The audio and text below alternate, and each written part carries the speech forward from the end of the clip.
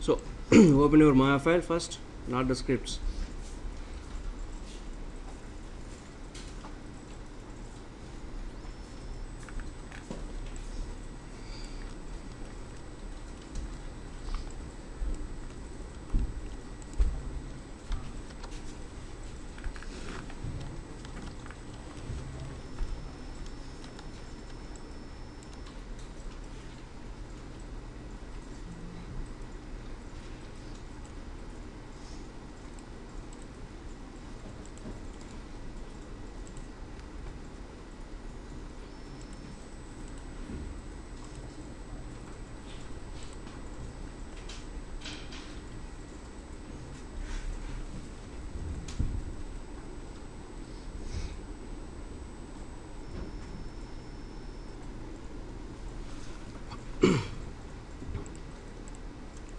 Okay, so did everybody open my file?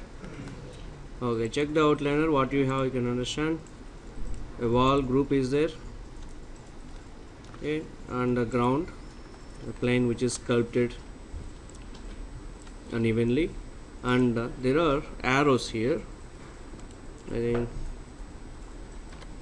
just hit F, you can find the location. So select these three arrows and isolate selected, you can see them alone. So the way of placing these arrows, you need to understand first. Select this. If you see, one of the arrow is having the pivot. See this pivot is at the center of the arrow, when not at the center, it's like after this tip. If you select another one, it is the neck of the tip. Here it is in between center to the tip. So pivot was placed in different places, okay, and all objects are facing towards X axis, okay, and if I make them 0 in position, they will come to origin in one line. If you can see in a different depths it can be. So this, just remember, it was placed like that. The purpose and why it was placed, you can see in while we are doing effect. So so where we start, we need to emit some particles. So for that I will take a surface, okay, so you can do parallelly along with me. So I am rotating around some 45 degrees and increasing the patches and selecting the contour vertex. I just want to create a little curvature for this plane.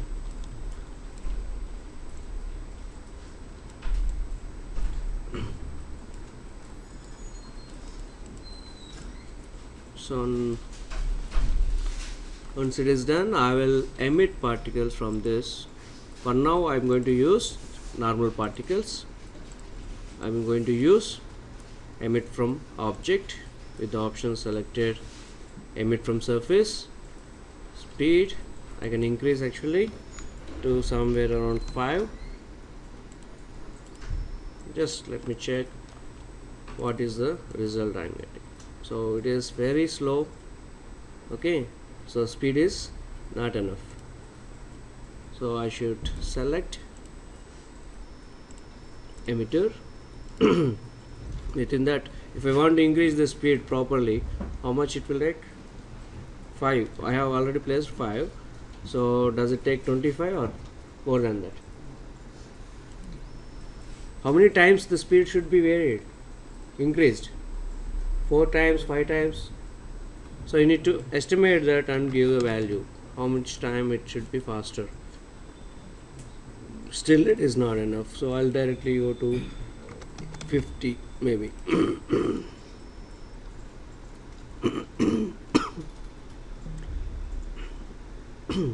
Okay, that's decent enough distance, right? Or maybe you can try 80. Okay, the traveling distance is decent. So now select the particles and I'm going to apply gravity. Okay, so for starting I'll start with the 9.8 only, apply.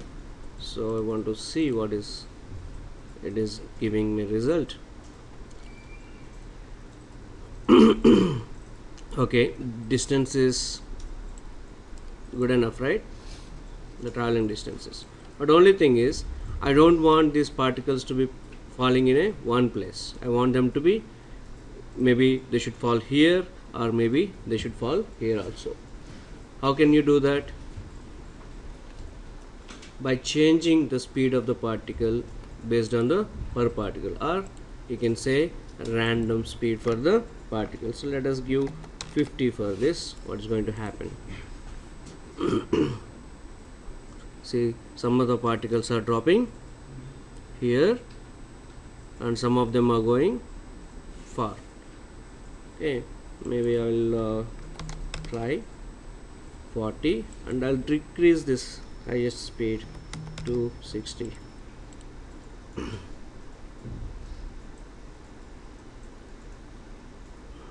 No, some of them are falling very near, and yeah, so the coverage is decent, but I think if we have a particular area it would be better, so I will make it maybe 30.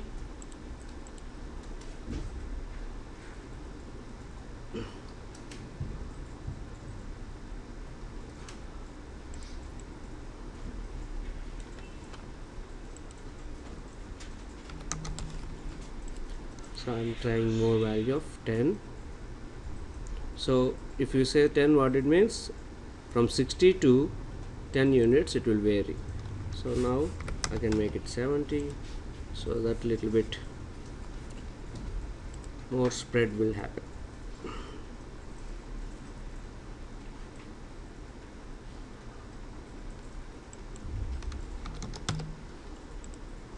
(70) and 20. So 70 is the maximum distance, 20 is the variation. That means from 50 to 70 will get. So some decent value. I think we need some more frames. We'll make it 360 frames. Yes, but do we want this emission to be happen continuously? No, right? The crowd of particles should be emitted and they will be landing here. It's not continuous emission. So if you see here, how many particles are emitted already? Somewhere around 1000. So if you want to end this range, at least I think 500 or 600 particles are decent enough. So how can you control that? By changing the maximum count. Let us say 600. So it is going to emit particles of 600, and then emission will be stopping. So the particles are, so let us say right now it is taking a lot of variation, like time variation is there for these 600. I want them to be released, all of them almost in the same, within the minimum time. Let us say it is taking almost 200 frames or 170 frames to emit all these 600 particles. I want them to be emitted within 100. How can you do that? How can you do that? You can do by increasing the rate of particles, like emission rate of particle emission, particles per second. Now within 100 all the 600 particles were emitted. So now if you just want to see in the other view, so the density is enough or not? Maybe 300 if I put.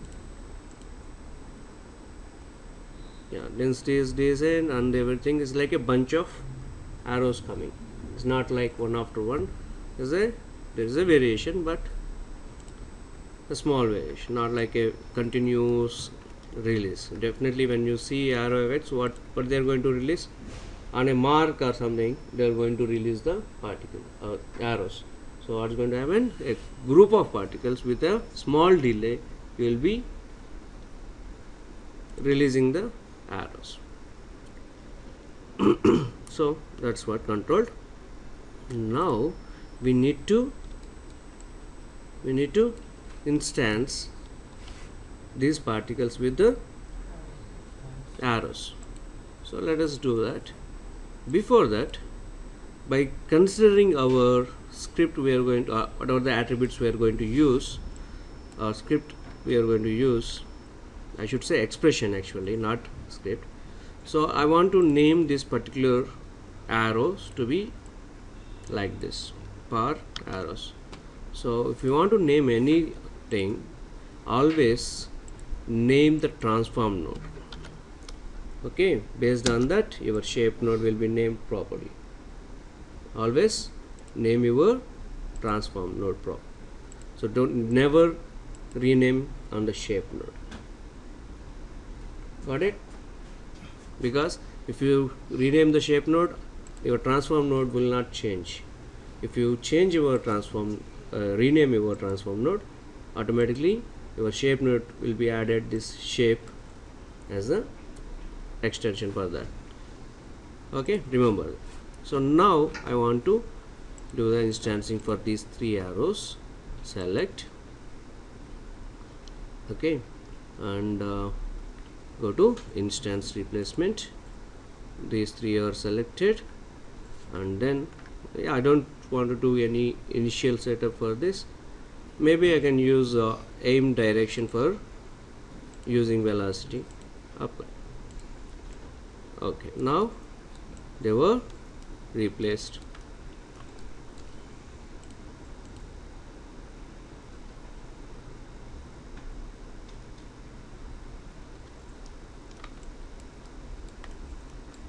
So only thing is they are penetrating. So what you can do, if you don't want to penetrate this, select the particles, select the ground, we can collide them. So by using make collide. So when you do collide, yes, I used it, so it results the name of the particle. Now what is going to happen?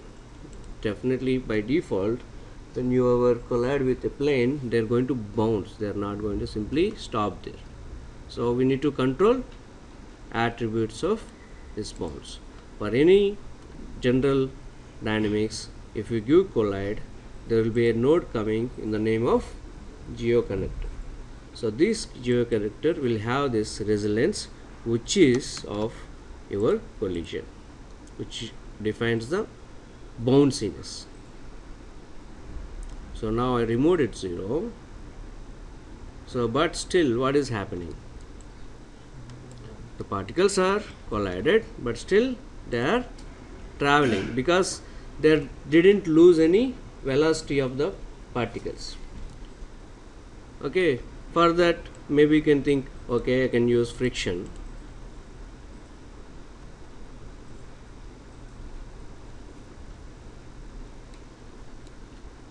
So I used friction, so particles are not moving, fine. But what is happening with the particles? They are sticking, but not in the right direction. Not in the right direction. Why it is happening? If you remember, when we apply instancing, what we said to the aim direction? Yes. So when the particles collide with the plane, what is going to happen? Does they carry any velocity? No. So because of this velocity, initially they are coming correctly, but later once they lose their velocity, they are coming into the general position, okay, based on how you placed your instant. So this velocity by default is not really working for us. So the best way is, let us consider we know a velocity of the particle before it is going to collide. Before it is going to collide, if you, let us consider we store that value, and once it is collided we will use the same. What is happening with the velocity here? For every frame it is updating for the arrow. For every frame it is updating. So that's why it is showing the direction of arrow correctly. Once it is hit, if you don't update the velocity, that means if you are not applying with the 0 0, what's going to happen? It is going to hold previous velocity value. That means the direction would be same. Okay, for that what we will do is, we'll add extra attribute, our own attribute with the name. Okay, what is velocity? What is the type of velocity? Data type. What is the data type of velocity? Data type means vector or integer or string, float, these things. Vector. Why it is vector? It is having magnitude and direction. Nice. So one more thing, it is having, in simple terms, if you want to remember this, vector usually whatever the attributes which will have your xyz values, usually will be like your vector. You will be considering as vector here. So if I say velocity, I am displaying the numerics. If you remember from the starting class, what is that? It will show the numbers. See, what is the value? 0 0 0. It means, yeah, it is velocity is zeros here. That's why they are resting like this. So if I check in before that, so what is happening here is, for every frame the velocity value is updating for each part. So whether this velocity is common for all the particles, or each particle is having its own velocity. Very good. So we need to create an attribute with a vector type, and as well as per particle array. That means this attribute should be a per particle attribute. That means it can be varied for all the particles. So in that way we need to select a vector and then per particle and give a name. So I will say my velocity for this.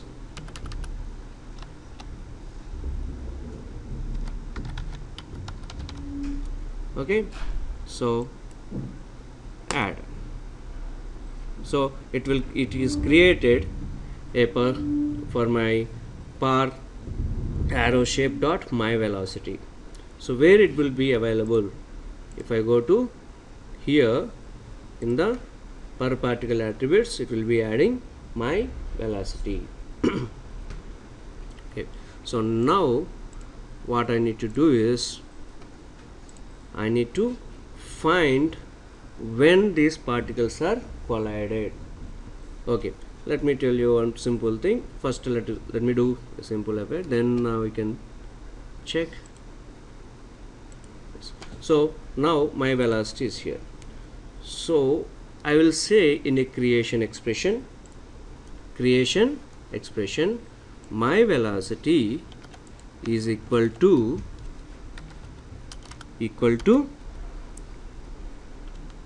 the existing velocity, default velocity we have. What is happening here?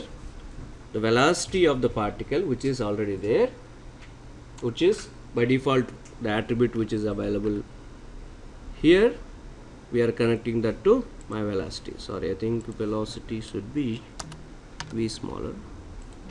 Okay, so if you observe, the velocity of the default is connected to my velocity. So I am taking the velocity from the particle velocity and storing into my velocity. When it is on creation, that means when the particle is created. So what happens with this? So just copy the velocity to this for the when the particle is born.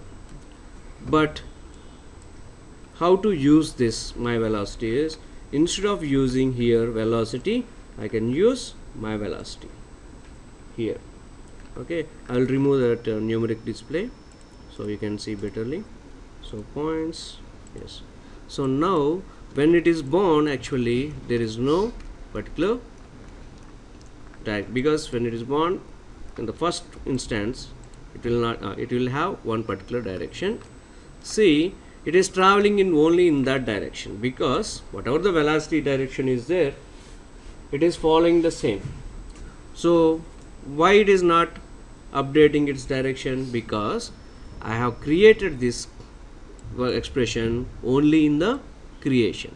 So I should have the same update of the velocity to the my velocity in before or after runtime. That means in the next frame. So I will put it in the after dynamics and create. So now if you see, already it is updated. So now it is going to copy all my the velocity from the default particles to my velocity, and it is applying it. Of course, it is not going to solve complete problem here.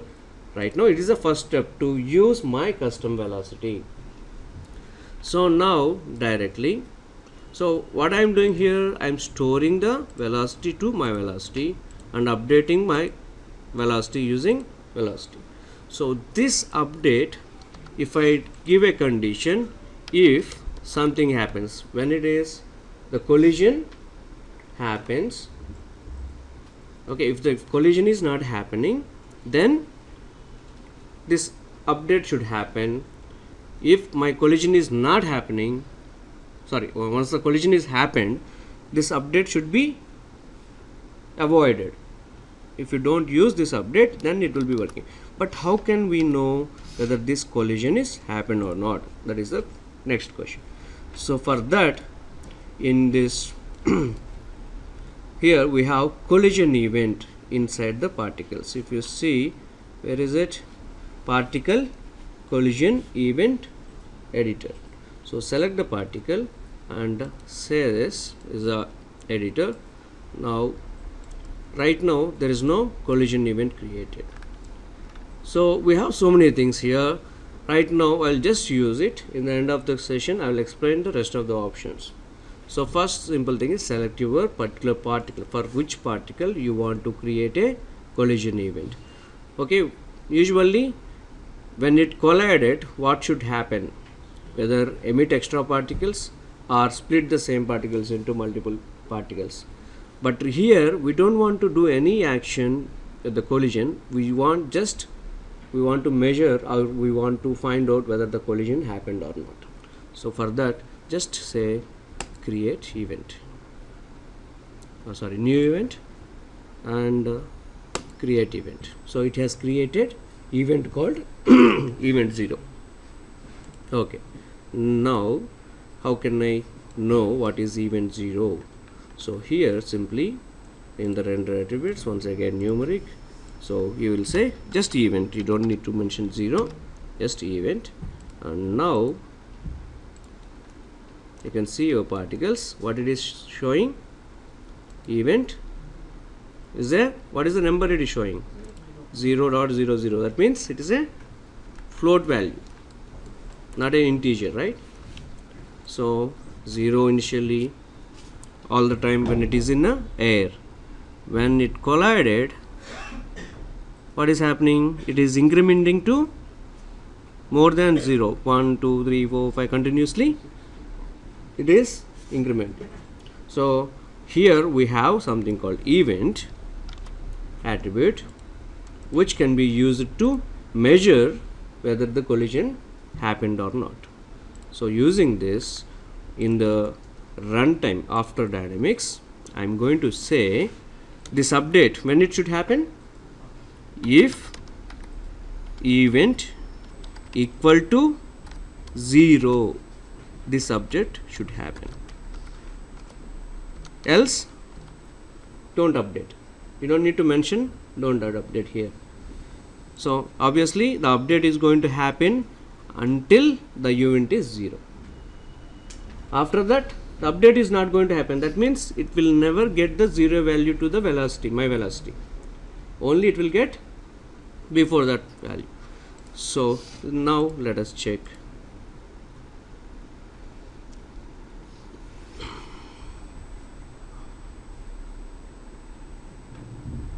What happened now? Look at the particles, arrows. What happened? So they are in a proper position. Okay, now that solved our problem of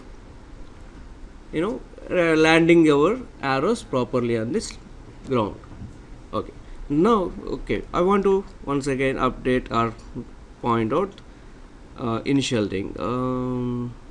So right now, if you observe one thing, here all the arrows are showing the same penetration. Why is that? Is when I apply this instancing, it will I didn't give any cyclic option, right? Did I give any cyclic option or anything? Right. If you give cyclic option, arrow will be keep on changing, but we don't want that. We want for each different particle different instance to be applied. So for that, how can you do that? Is we have to create one attribute called random. So which one, where we are going to apply is that value here, object index. Here it is supposed to be added.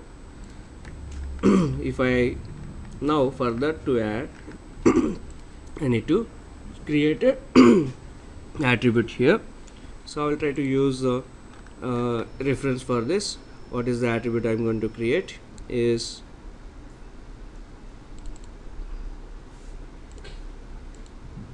count pp, not count pp actually.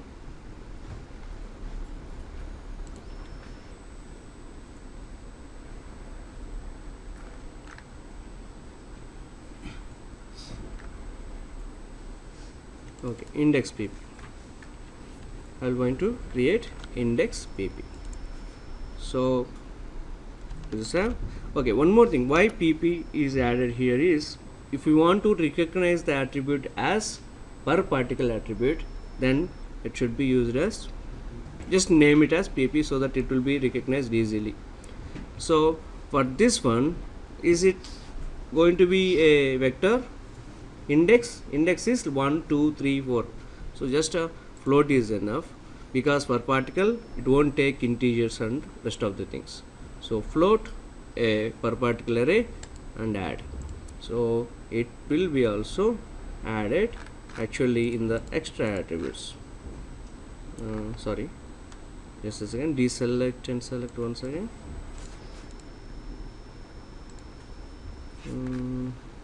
Yeah, index pp added here. It won't show anything here, so just one value is added.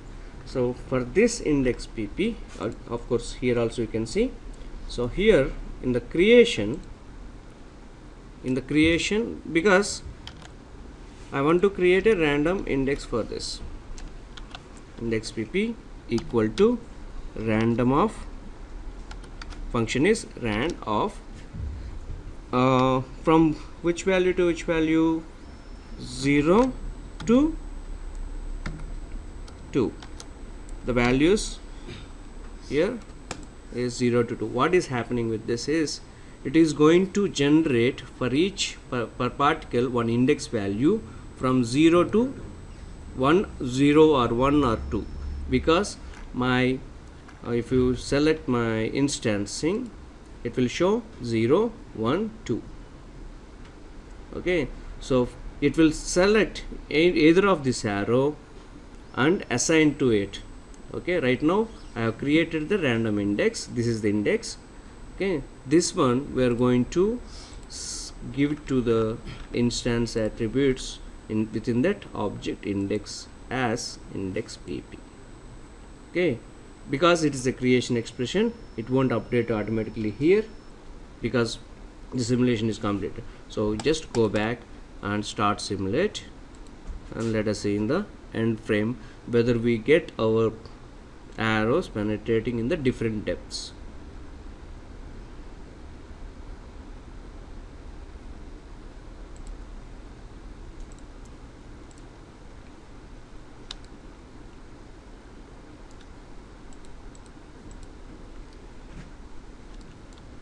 Okay, we'll check individually. Okay, check here. This one is kind of center, it is penetrated. Here this one is, you can see this position, and when come to other one you can't see that edge also. Okay, so three different. So this is completely penetrated, is half. Okay, so it will be varying for each particle. Say this one, it is in a different depth. Here also it is in different depth. It is completely penetrated. This one is up to the neck. This is just only half of the tip. Okay, so this, whenever you use something called random function, okay, so what is going to happen is the randomness will be changing for every time you simulate it. Every time you simulate it. So for that to avoid, we can do one thing in creation expression is you can mention seed of 1 or 2 or 10, any value, one value, any particular value if you give and say it, that means the randomness will be generated for all each particle differently, but whenever you do resimulate also, it will assign the same kind of randomness to it. So okay, that is penetration. Okay, so say this, we have how much script we have used, just very few. Creation hardly 3 of lines, and here just 2 lines. Within this is achieved. Okay, so first let us come, everybody complete this up to this, then we'll go to the next step. Okay, let's start.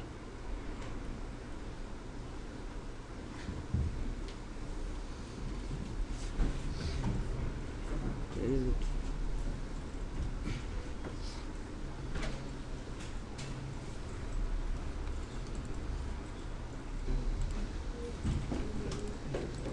Okay, now after this I have added a sphere to this. Okay, now I will make these particles to collide with this extra sphere. Make collide. Okay, something is saying make collide. Okay, so now for the sphere I will get geoconnector. For that also remove resonance and friction also, put it as 1. Now let us see what happens. It is supposed to work, right? It is supposed to work, because is there any other relation other than collision we have given for the ground and the particles? No. So what is happening here? See, after some time these particles are slowly falling down. That means even though you give friction and all, still the surface, if it is vertical, okay, so the gravity is acting on those particles, isn't it? Gravity is acting on the particles, and as well as, of course, that is why it is affecting in that direction. Okay, so for that what we should do is we should make sure the gravity for particle is going to affect are going to become 0 after the collision event. So let us do select here and within the particle tab. So you don't have any okay, where we need to do when it is 0 when it is 0 it is happening like this. When it is not 0, that means after, if this is greater than 0 instead of equal to 0, greater than 0, what should happen? My gravity should become what? 0. Else it should be same. It should, I mean, if it is 0, event is 0, gravity should be acting, so it should be 9.8. If it is greater than 0, then my gravity should be 0. But right now, how can I use that gravity attribute here? How can I use gravity attribute here? So for that, in general, okay, so here the attribute, when you want to use not only the gravity field or any field, if you want to use it, you need to create an attribute with the name of the field. Let us say I will go to my outliner. What is the name of my field? Gravity field. Gravity field underscore magnitude. Gravity field 1 and underscore magnitude. Let us say I name it properly here, just gravity. Okay, just gravity. Now I need to name this properly in here in the script, in the creation, long name, not the field one, just gravity underscore magnitude. Okay, so what about this magnitude, whether it is a scalar attribute or a vector attribute?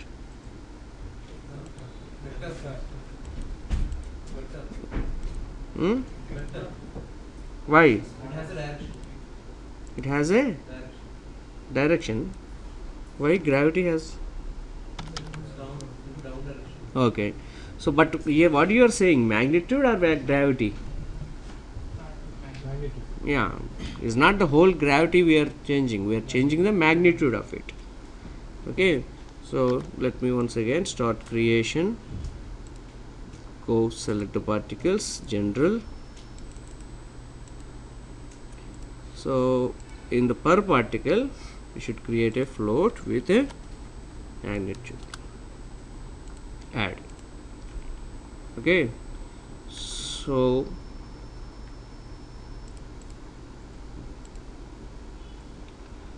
it is not here because it is not, oh sorry, here it is. Now what should I say in the after dynamics? Okay, select this gravity magnitude. It should be what?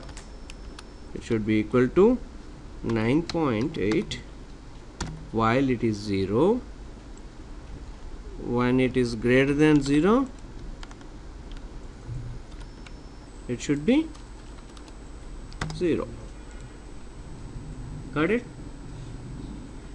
While it is flight, while it is on air, it should be 8.8. When it is touched down, it is. So definitely this magnitude, it should be given on creation also whenever you are using in there. So select this up. Okay, let us check whether it is working or not.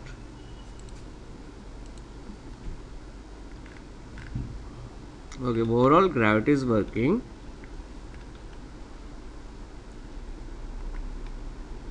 After the collision, what is happening? It's fine, right? So it is penetrating to the object as selected. So this is working. So right now, instead of previously we started with the resilience and all, okay, of course we need to make them 0, but this gravity is also very important thing when you are using with the vertical surfaces. Are you clear?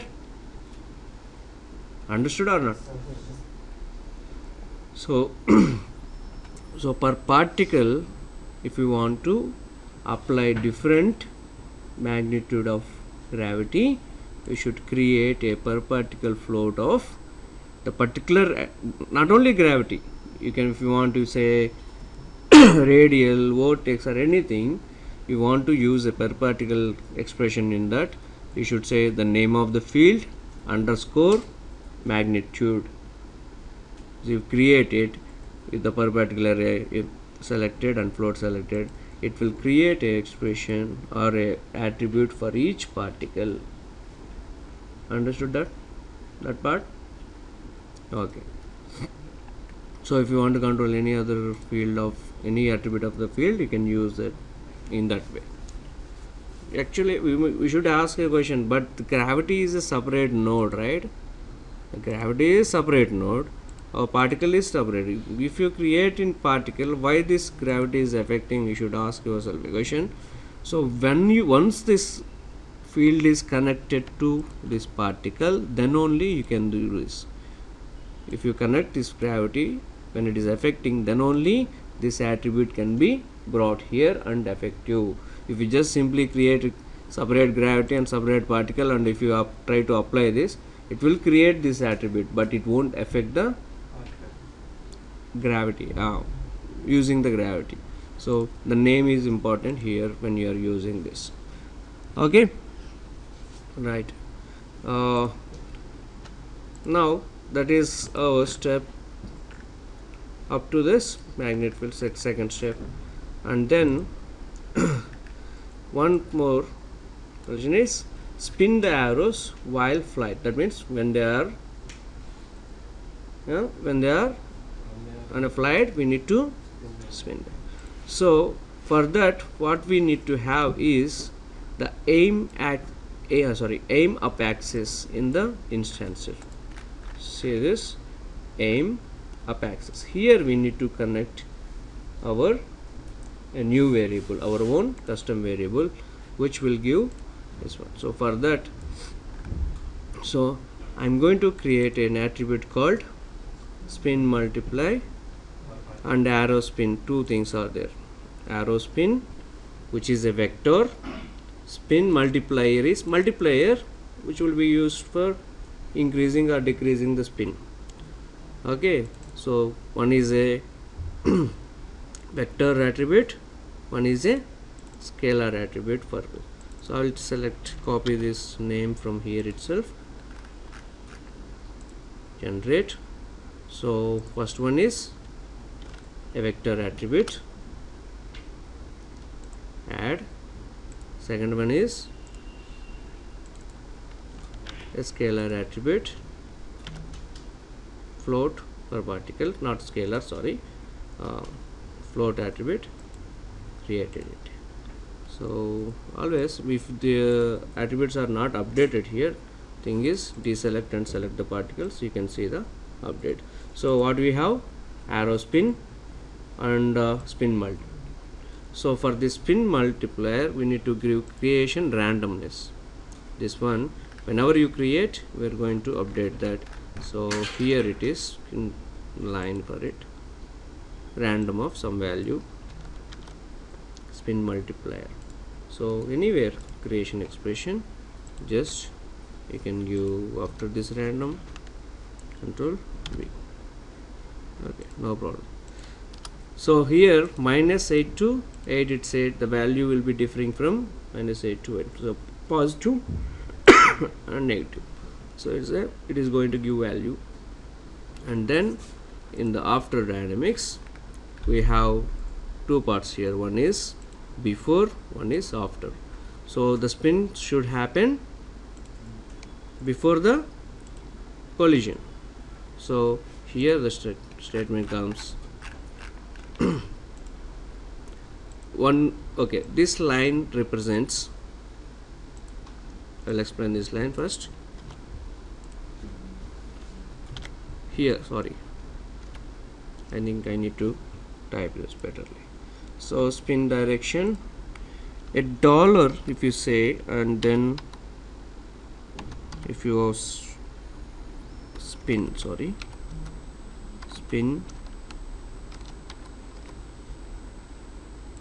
direction That means you are defining an attribute here. You are defining a new attribute, new variable, I should say. When you use dollar, you are defining a new variable. Spin direction equal to 10 multiplied of your spin arrow multiplied, whatever the random value I am getting. For that I am adding. So what I will do, I will select edit. I will select this statement from here. Where is it? This one. So I will copy this multi-spin after dynamics multiplied with 10 and this one. So this is like doesn't not necessary. You can put here in the creation from 82. You may think like I can put minus 82 plus 80, right?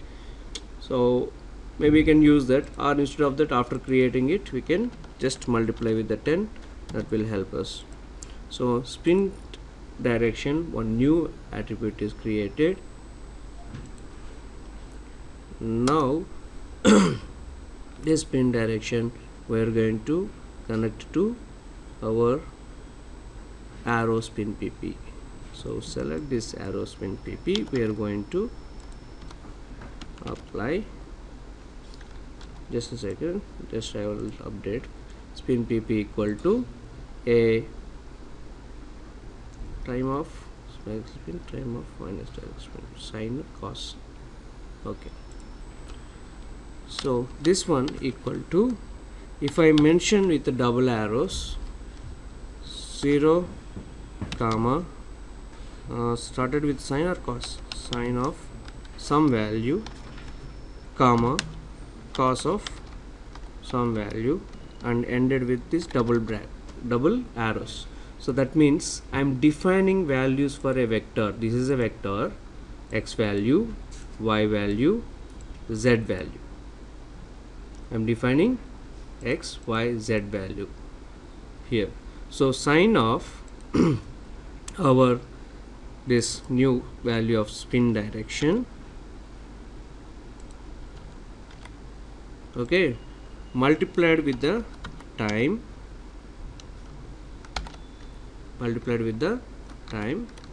and here also spin direction, okay, but I am taking minus value of the direction and multiplying with the time this time. So this will, something is missing. I think spin, whenever I use spin direction, I should use dollar. Okay, so now this spin arrow spin pp should be updated in the aim up axis. I think arrow spin pp. Now the particles, the arrows are going to spin, but that is observation is a little bit difficult here.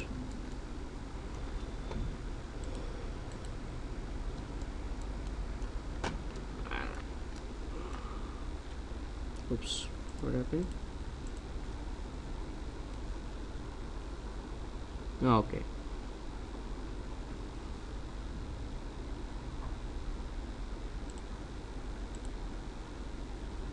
Can we see that? Try to observe. Actually, if you observe, there is a kind of wiggle is there.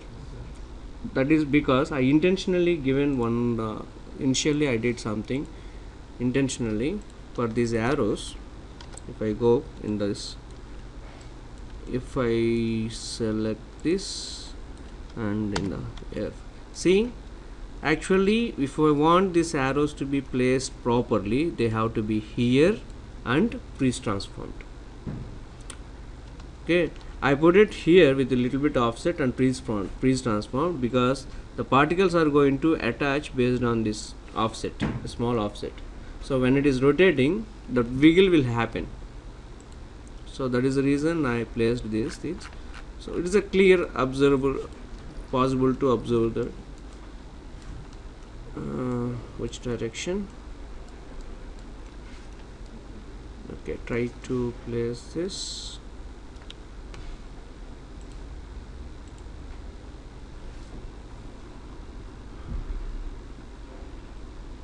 Yes, observe this. Try to observe the tail of it. You can feel it, not the tip.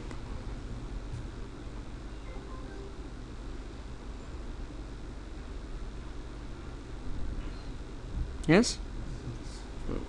So there is a spin. So here in this script steps, if you observe, I have created in this document using like, what is that? First step is stop the arrows on collision on the ground. So how it can be done? This is the first initial state. After that, stop the collision on the ground and vertical objects. For the vertical objects, what is the change in the script is? It is the magnitude of the gravity.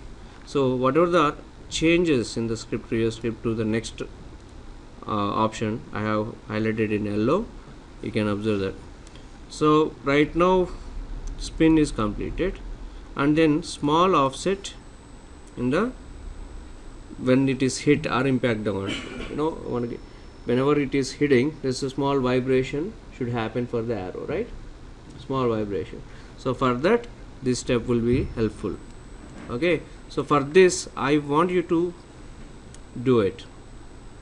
For this I want you to do it. Only thing is, here I said the statement is equal to 0 1, and here it is equal to 1. But when I created, I have created in the way of the condition is greater than greater than 0. So you can change that, or when it is greater than 0, we are updating about velocity. Okay, when it is 1, we can update about the this. So we can try to use the same these things, same equal to 1, or you can use the increment also. Okay, so within this entire script, there is another small change here, which is this event plus plus. Actually it is not needed for now. If you observe previous versions of Maya, okay, the event will be 0 and 1. It won't increment automatically. It won't increment automatically. That's why this was there. Older version of Maya. So don't use this last part of the script. You don't need to do this, because if you observe, whenever I put these particles and into numerics and event, it is increasing step by step for all the frames after collision. It become after 0 1 2 3 4 5 continuously, it is incremented ready. So I don't need that last part. Okay, so don't do this. Other than that, rest of the things will be fine. Is that clear? So we have completed up to this part, spinning part. So impact part, just 2 lines of it. One more time, I'm telling you, if you are using dollar, means you are creating a variable which is not a attribute, which is not an attribute for the particle. It was created inside the script. It will be available only inside the script. Okay, here also impact offset, it was created sphere random. Sphere random in the sense it will give a random value of like plus and minus, I mean around that 10 area, plus and minus value it will give directly. Okay, so all we need to do is, whenever you are using my velocity pp, we'll be incrementing it, okay, for this small offset. That would be only for one frame. It will happen for only one frame. Okay, understood? Okay, right. So these 2 lines we need to add to the next one.